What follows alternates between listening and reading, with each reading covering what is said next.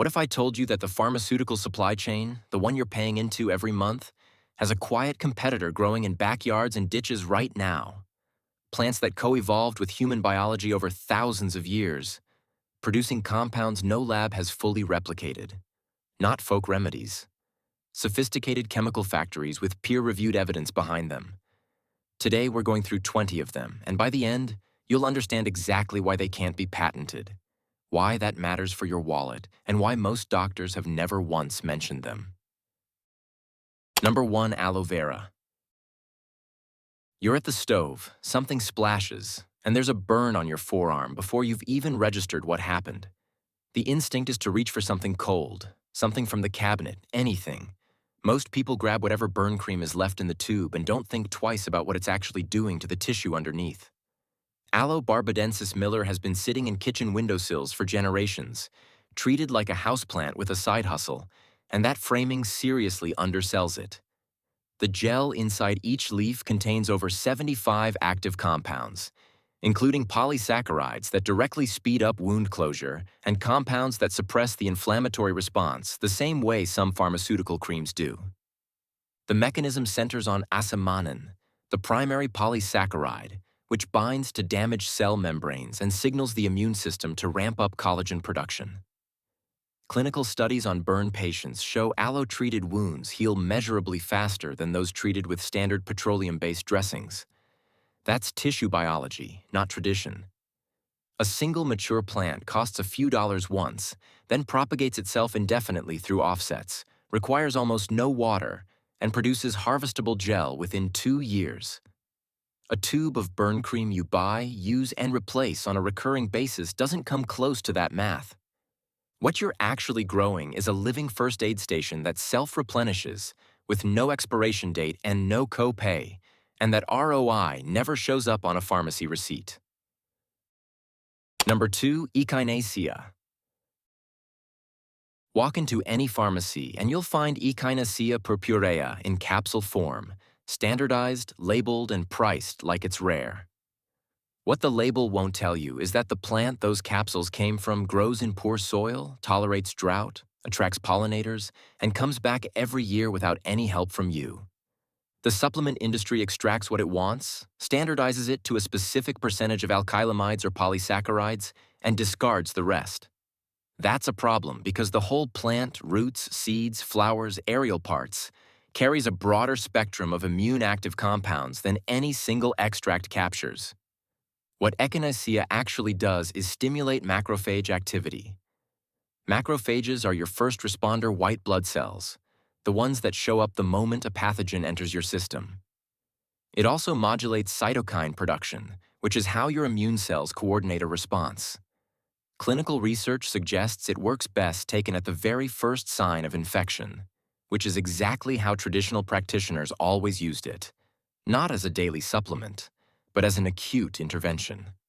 A single established plant can live for decades, producing flowers for tinctures, seeds for replanting, and roots for the most concentrated preparations after several years in the ground. One plant becomes a small colony.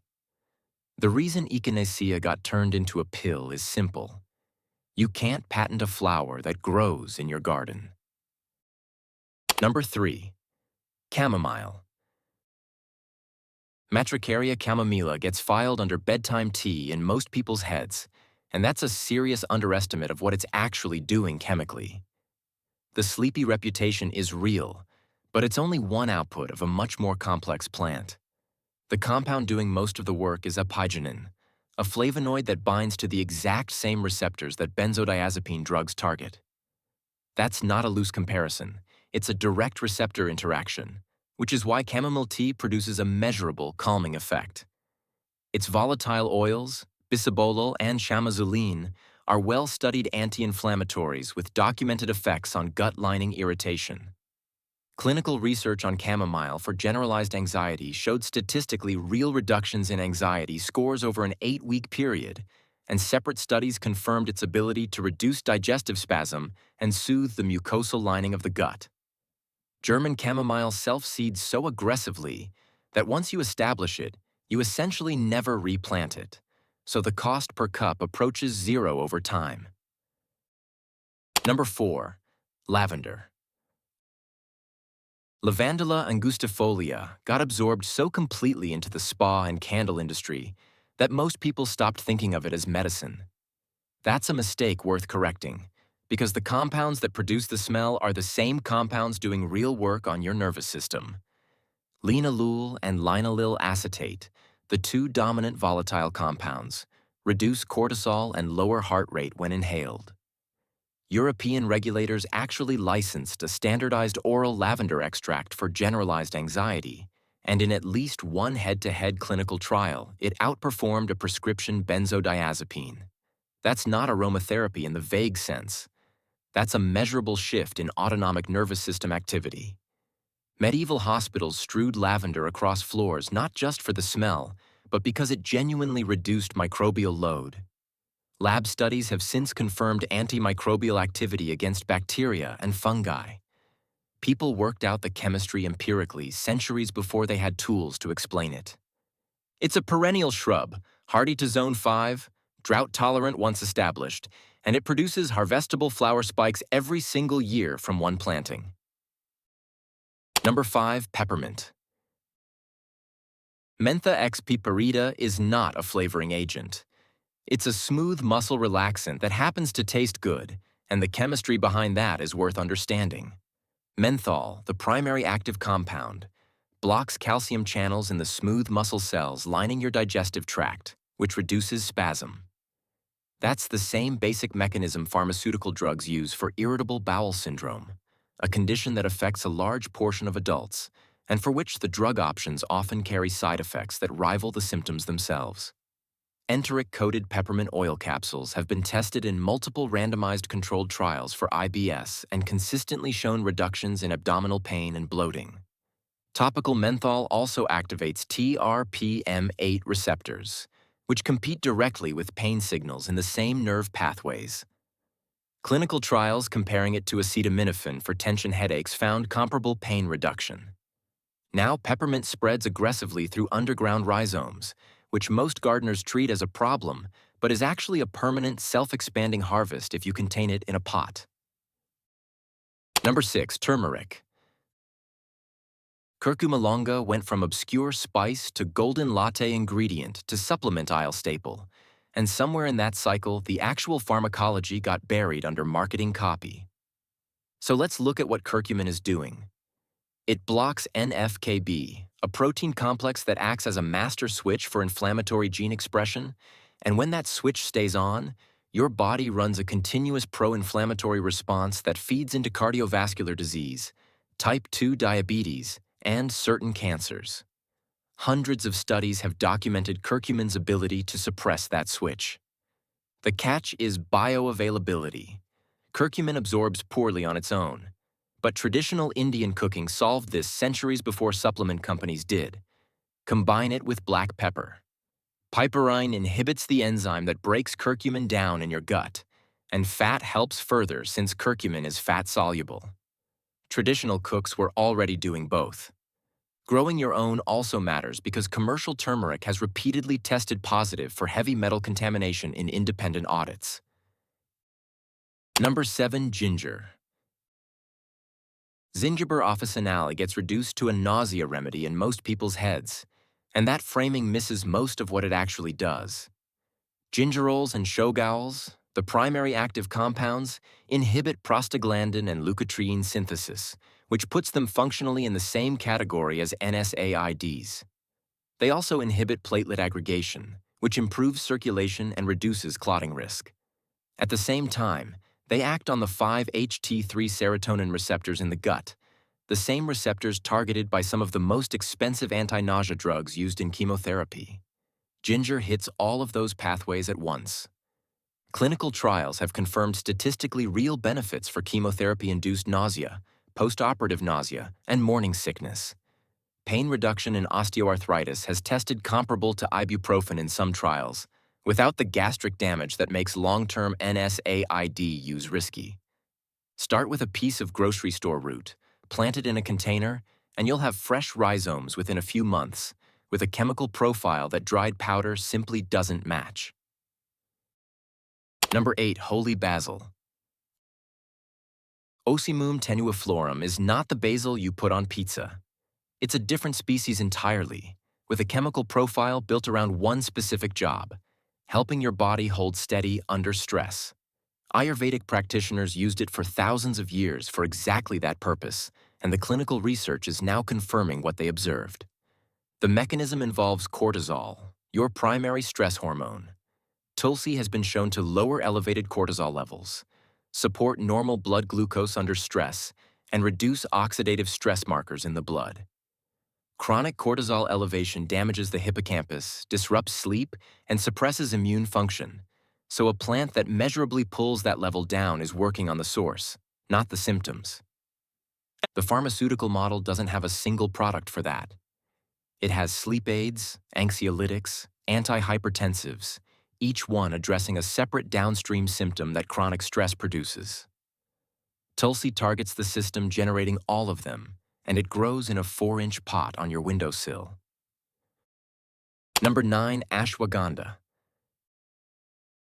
Withania somnifera is probably the most over-marketed plant in the current supplement cycle, and the marketing has done it a disservice by flattening the story down to stress relief and testosterone. The actual clinical research is more interesting than that. The active compounds are with analydes, steroidal lactones that work directly on the hypothalamic pituitary adrenal axis, which is the hormonal control system governing your stress response.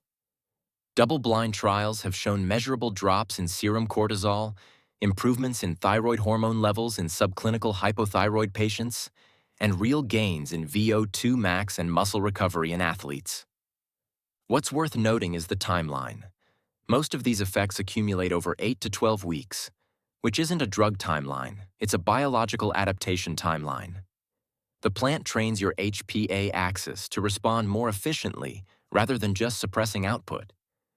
It grows in dry, sandy soil with minimal water, and the root you'd pay a premium for in capsule form is sitting right there in the ground. Number 10. Milk thistle. Your liver processes everything, and I mean everything. Food, alcohol, medication, the air you breathe, whatever absorbs through your skin. It runs a continuous detox operation, and most people don't think about it until something breaks down. Silybum marianum is one of the few plants with clinical evidence specifically for liver cell protection and regeneration. The active compound is silymarin, a complex of flavonolignanes that stabilizes liver cell membranes against toxin penetration, stimulates protein synthesis to speed up cellular repair, and acts as an antioxidant inside liver tissue itself, neutralizing the free radicals that the detox process generates. It's been studied across alcoholic liver disease, non-alcoholic fatty liver disease, and viral hepatitis. European hospitals actually use intravenous silymarin for acute Amanita phalloides poisoning, the death cap mushroom, because nothing else works as well. That's emergency medicine, not folk tradition. Silymarin can't be reduced to a single patentable compound because the whole complex is what works. Number 11. Lemon balm.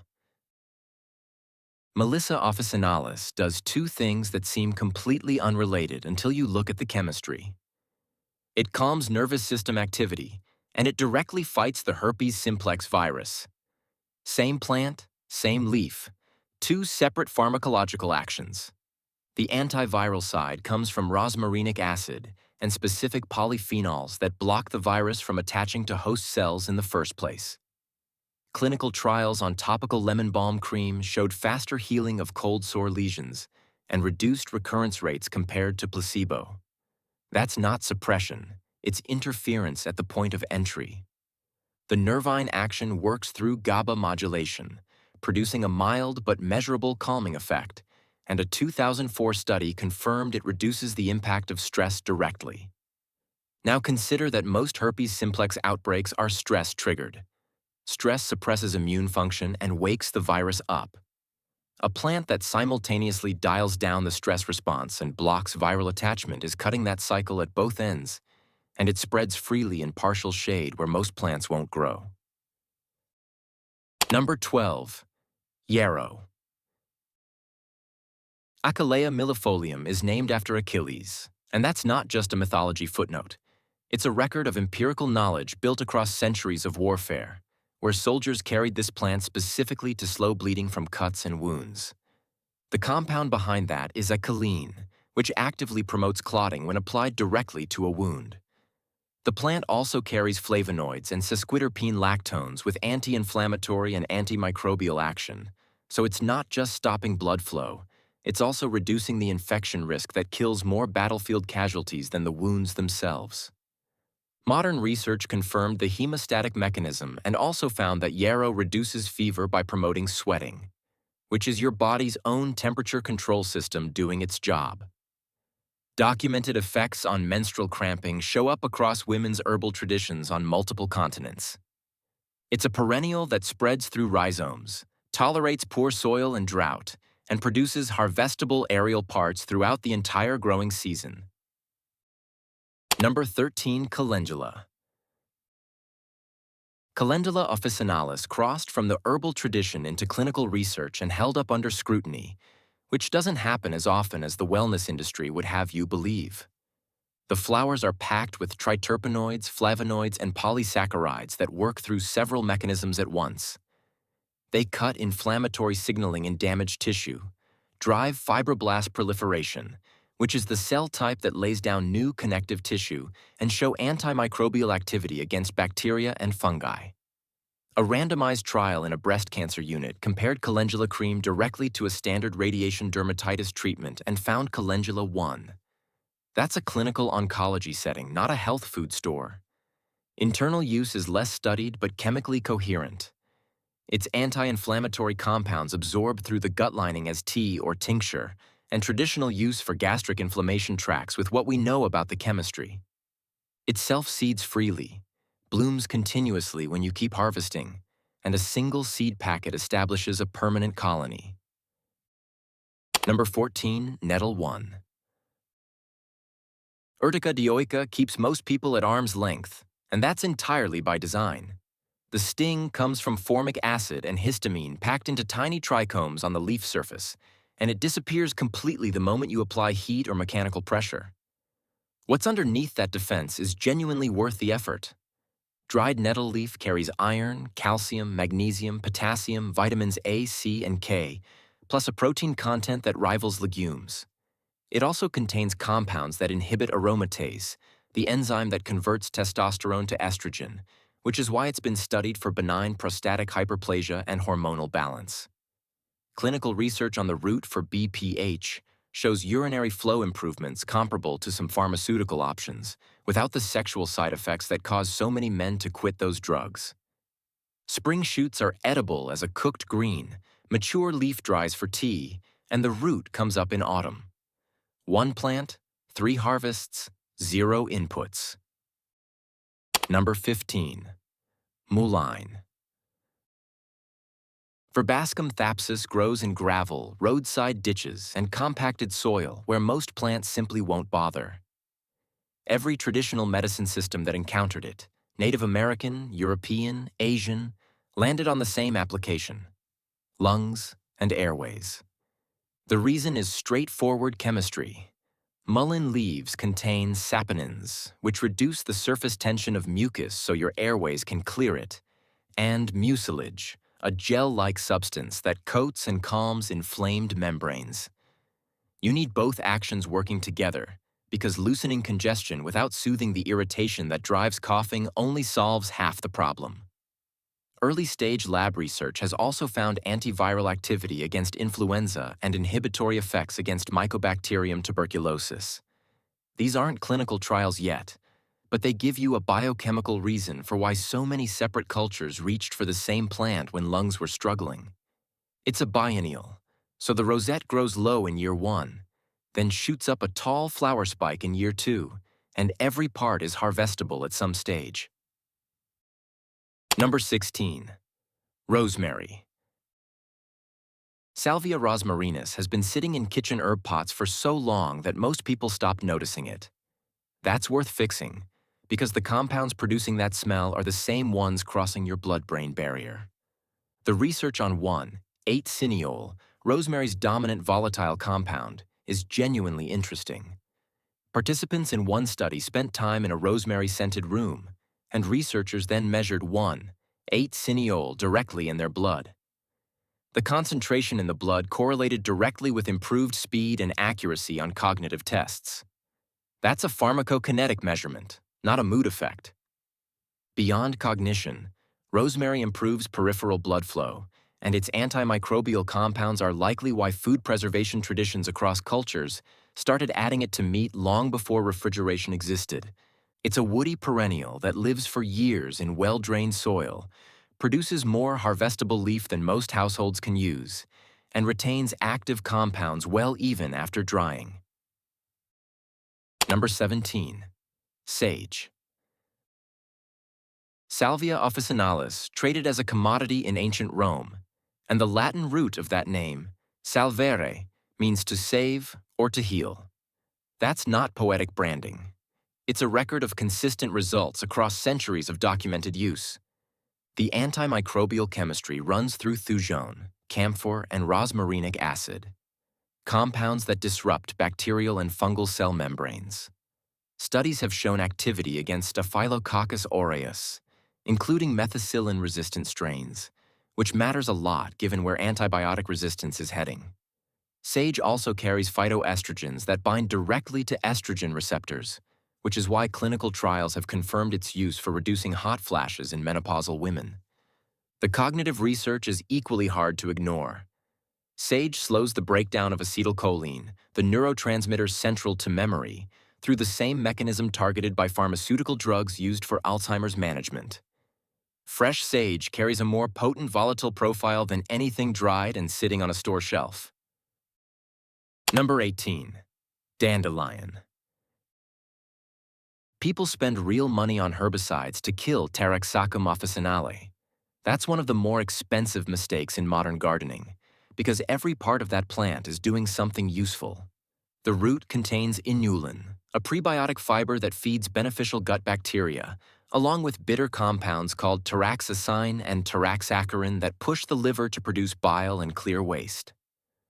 The leaf works as a diuretic, but unlike pharmaceutical diuretics, it replaces the potassium it flushes out, because the leaf itself is loaded with potassium.